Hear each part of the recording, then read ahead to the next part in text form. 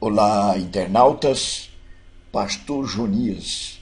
Desta feita, vamos desenvolver o tema da lição 9 da Escola Bíblica Dominical, do terceiro trimestre de 2015. A irreverência destruiu Ananias e Safira. É o pastor Jonias predicando a palavra de Deus, desenvolvendo as lições das revistas da Escola Bíblica Dominical, as três grandes revistas, Betel, CPAD e Central Gospel.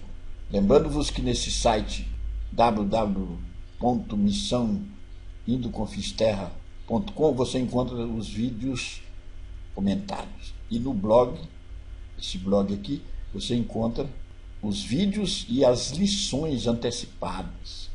Você pode estudar para a Escola Bíblica Dominical, abarcar alguns conhecimentos a mais e desenvolver na sua escola dominical, você que é líder, que é professor e também aluno. Lição 9, direcionada para o dia 30 de agosto de 2015. A irreverência destruiu Ananias e Safira. Texto áureo. E houve um grande temor em toda a igreja e em todos os que ouviram estas coisas. Atos, capítulo 5, verso 11. Verdade aplicada: Deus conhece o interior da alma de cada ser humano. Ele jamais é injusto. Quando age com juízo, é porque viu o que nenhum de nós poderia ter visto.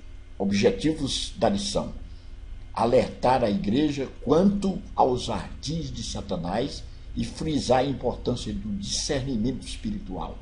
Falar sobre a cultura orgulhosa e materialista do primeiro século e a transformação produzida pelo Espírito Santo. 3. Apresentar como o juízo pode surgir em meio à graça e o temor produzido pelo julgamento divino. Textos de referência: Atos 5, de 3 a 5, e versículo 9. A lição está assim desenvolvida. A graça é interrompida pelo juízo, no ponto 1. E aí temos os subpontos 1, 2 e 3. No 1, Ananias e Safira. No 2, a palavra de juízo. No 3, a providência divina. Ponto 2, uma cultura orgulhosa e materialista. E nos subpontos 1, 2 e 3, ponto 2, uma cultura arrogante, pregando sem palavras, servindo com reserva. No 3, lições de um juízo inesperado. E aí, nos subpontos, nós vamos ver 1, juízo em tempo de graça. 2, o temor do Senhor. E o 3, Ananias e Safira foram salvos? É a pergunta. Então vamos trabalhar esse tema assaz importante da revista da Escola Bíblica Dominical, editora Betel. A irreverência destruiu Ananias e Safira. Esses dois personagens bíblicos registrados no livro de Atos, que tem uma história interessante que traz uma lição. Apesar desses dois personagens significarem cheio de graça para Ananias e bela para Safira, tiveram um fim sinistro. E o questionamento é, nesse momento introdutório: Deus é um carrasco com chicote na mão capaz de castigar alguém fulminantemente por cometer uma falta, um pecado? Não. Ele é sapiente, ele conhece, ele adentra no conhecimento sobre determinada questão. Ele tem um conhecimento além do nosso. Afinal de contas, o que queria que viesse à tona para os cristãos daquele momento, este fato, trazendo uma lição para as pessoas daquela época e também para nós? É o que nós vamos desenvolver ao longo deste comentário.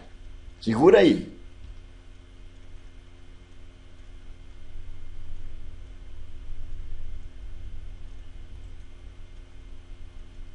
Ananias e Safira. Lucas faz questão de relatar a oferta de Barnabé da oferta de Ananias e Safira. Seu intento é mostrar a motivação do casal, os quais buscavam reconhecimento entre os apóstolos. Ananias e Safira foram instigados por Satanás a buscarem glória humana e, tomados pelo orgulho, cederam e planejaram uma estratégia. Satanás sabe que não pode destruir a igreja, por isso tenta misturá-la, perder a credibilidade. Então aqui, Ananias e Safira, esses dois personagens alvissareiros na história da igreja, registrado no livro de Atos, aqui no capítulo 4, nos deixa aqui um intento. Eles queriam mostrar que eram pessoas prontas a desenvolver algo na vontade de Deus. Porém, escondia por trás um intento pernicioso, um intento malicioso, e tentavam buscar glória humana. Esse orgulho os deixou em situação muito difícil. No ponto 1.2, a palavra de juízo. A igreja vivia um altíssimo nível espiritual naquele tempo, e qualquer pessoa que fizesse parte dela não conseguia participar da comunhão por muito tempo sem que sua falsidade fosse percebida.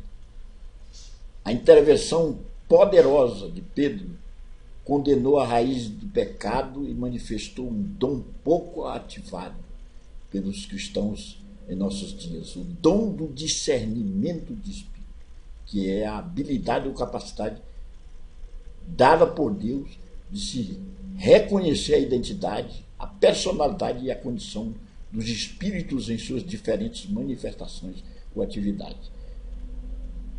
Ananias e Safira teriam se tornado pessoas influentes dentro da igreja, caso Pedro não discernisse e a palavra de juízo os julgasse.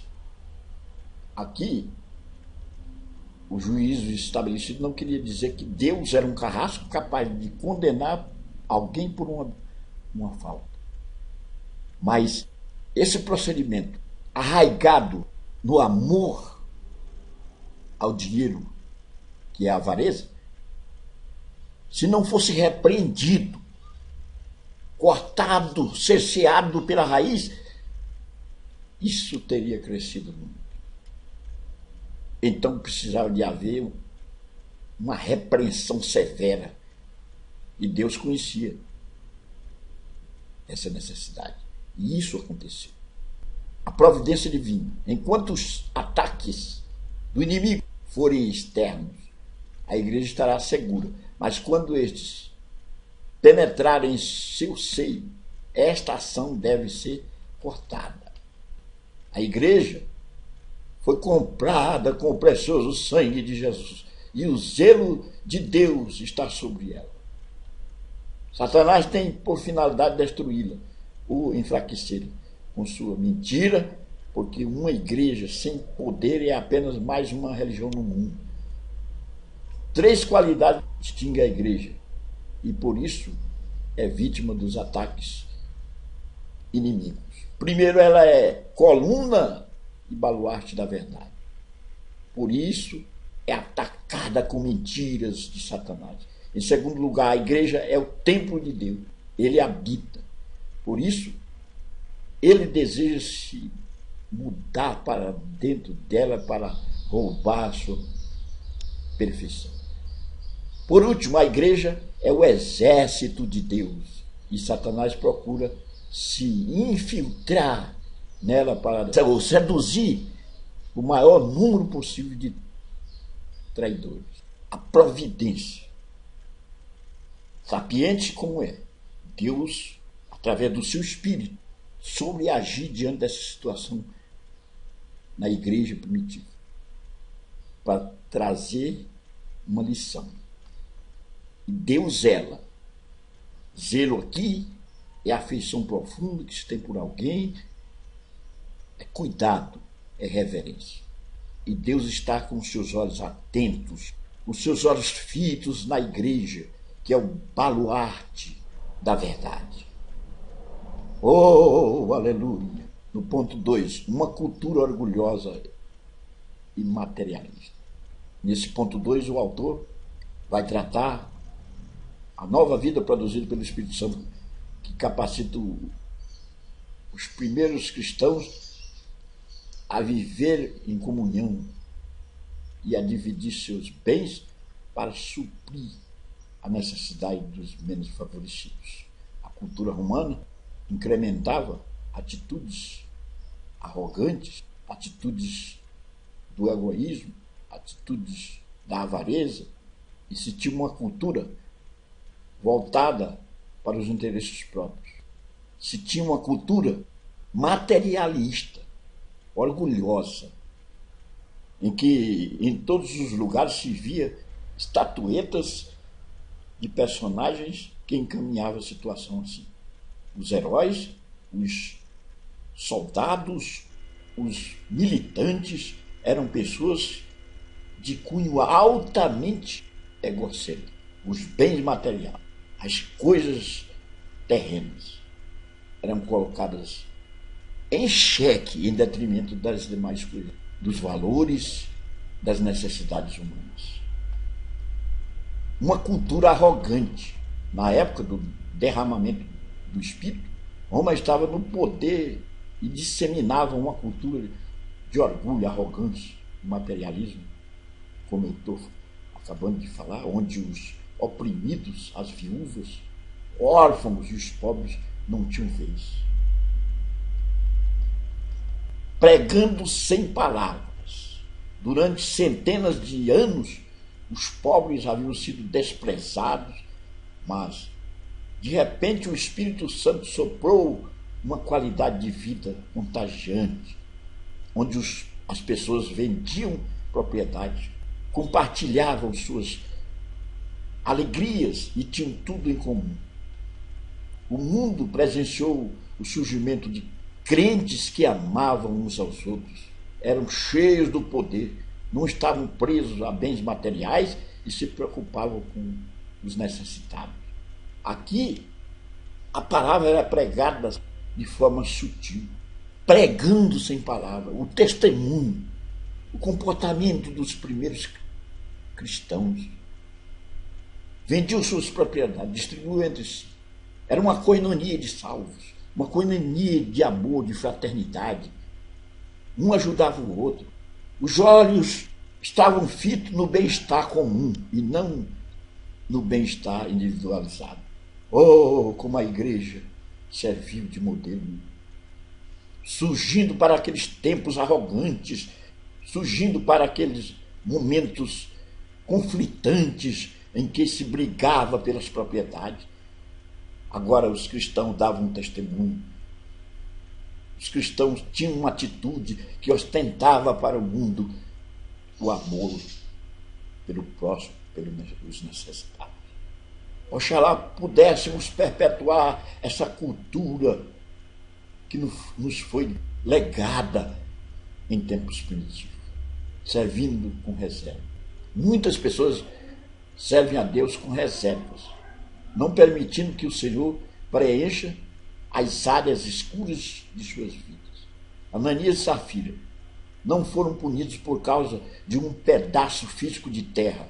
O juízo tem a ver com o território interno dos seus corações. Eles se rebelaram contra a verdade, acreditaram que podiam servir a Deus e estar agarrados a alguma coisa. Aqui, a lição é muito clara. Servir a Deus com reserva, sempre deixando no coração um espaço para a avareza, para o materialismo. Quando nós servimos a Deus sem reserva, quando servimos ao Senhor de todo o nosso coração, de toda a nossa alma, quando os ventrículos, aurículas, veias e capilares do nosso coração estão preenchidos com Deus, quando o sangue de Jesus Cristo corre em nossas veias, limpando-nos de resquícios da avareza e de todo o mal, então estamos servindo ao Senhor sem reserva. Todos os nossos espaços são tomados pelo Espírito Santo de Deus. Oh, aleluia! Servindo a Deus com reserva está abrindo espaço para outras coisas e, quiçá, para a avareza. Mas servir a Deus sem reserva é algo glorioso, onde Deus assume todos os espaços da nossa vida. No último ponto, que é o ponto 3, lições de um juízo inesperado. O testemunho que se espalhou por toda Jerusalém é a mensagem que o Espírito Santo deseja disseminar em todo o mundo. Somente o poder de Deus poderia suplantar aquele espírito de materialismo que há séculos asfixiava Israel. Olha, a avareza, o amor ao dinheiro exagerado, o amor a si próprio, em detrimento dos valores de uma cultura favorável aos necessitados, tinha deixado Israel num ponto crítico, asfixiava Israel. E agora, nesse ponto 3, nós vamos ver o juízo em tempo de graça. Porque Deus estabelece um juízo fulminante em plena dispensação da graça. Algumas pessoas confundem período de graça com ausência de santidade divina. Embora não sejam comuns tais juízos, Deus ainda executa em nossos dias. Ninguém, exceto Deus, conheceu o que havia de tão horrendo nos corações de Ananias e Safira. Todavia, não há dúvida de que eles mexeram em casa de Maribondo quando tentaram enganar a todos, inclusive a Deus. Ananias significa Deus é cheio de graça, mas ele descobriu que Deus também é santo. Safira significa bela, mas o pecado tornou seu coração repugnante. Um avivamento não nos isenta de ter no seio da igreja pessoas com essa estirpe, juízo em tempo de graça. Eles tentaram enganar o próprio Deus, tentaram com perniciosidade agir, mas Deus é juiz e o seu juízo é implacável diante de situações de injustiça. O temor do Senhor. Vivemos tempos difíceis, onde as pessoas misturam o santo com o profano, onde tudo é muito comum. Tempos em que se vive uma graça sem responsabilidade, onde o temor de Deus parece não fazer parte da vida de muitos cristãos. O que o Espírito Santo está tentando nos comunicar com o juízo sobre este casal? Será que sabemos o que significa temor? Temor não é medo, é respeito, reverência. Eles tentaram enganar a Deus como se Deus fosse uma pessoa qualquer. Eles não precisavam dar nada. A propriedade lhes pertencia. Também não precisavam forjar valores. Era somente dizer, eu quero dar isso.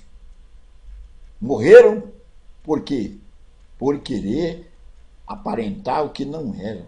Por isso, eles se tornaram exemplo para que todos vissem o quanto Deus é santo. Aqui Deus quer comunicar uma justiça, aqui Deus quer mostrar que Ele exige não valores, mas um coração puro e uma atitude leal. Aleluia. Ainda hoje se vê pessoas na igreja que querem agir assim, tentando enganar, fabricar a situação, estão a serviço da subserviência, da bajulação, a serviço do massageiro do ego, nas suas atitudes de ofertar, de dizimar. E Deus, Ele conhece todas as coisas, Ele adentra.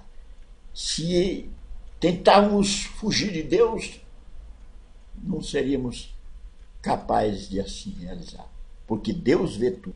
Mesmo se descêssemos a maior profundidade, se fôssemos nos esconder lá nas fossas das Marianas, no Oceano Pacífico Central, a 11.033 metros de profundidade, que é a maior profundidade que se tem conhecimento, lá o Senhor estaria presente e jamais poderemos mentir para Ele. Ele vê tudo, aleluia. Não adianta mentir. No último subponto aqui, Ananias e Safira foram salvos, é a interpelação. A irreverência matou Ananias e Safira. No entanto, o grande questionamento é se foram eles salvos. Segundo a Bíblia e as referências, eles não foram salvos, não alcançaram salvação, porque tiveram um coração avarento. O juízo sobre a vida de Ananias e Safira nos ensina que ninguém deve brincar com o Espírito Santo, nem deixar de levar a sério a importância de dizer a verdade. A graça é a oportunidade para se viver retamente. O juízo é a resposta para quem se utiliza da graça para ser desonesto, por estarmos inseridos num contexto de graça, na dispensação da graça. Não justifica sermos desonestos em nome da graça, que é favor não merecido. Deus analisa o nosso comportamento. Ele não é o carrasco com chicote na mão, capaz de dar chicotadas e de matar aqueles que cometem uma falta. Mas no momento certo, ele repreende e sabe dar lições. Não podemos brincar com Deus. Quando nós tentamos ser mais espertos do que Deus, então ele nos dá a lição que nós não somos bem aquilo que pensamos que somos. Que o Senhor nos abençoe, que possamos ser sábios em tempos de graça.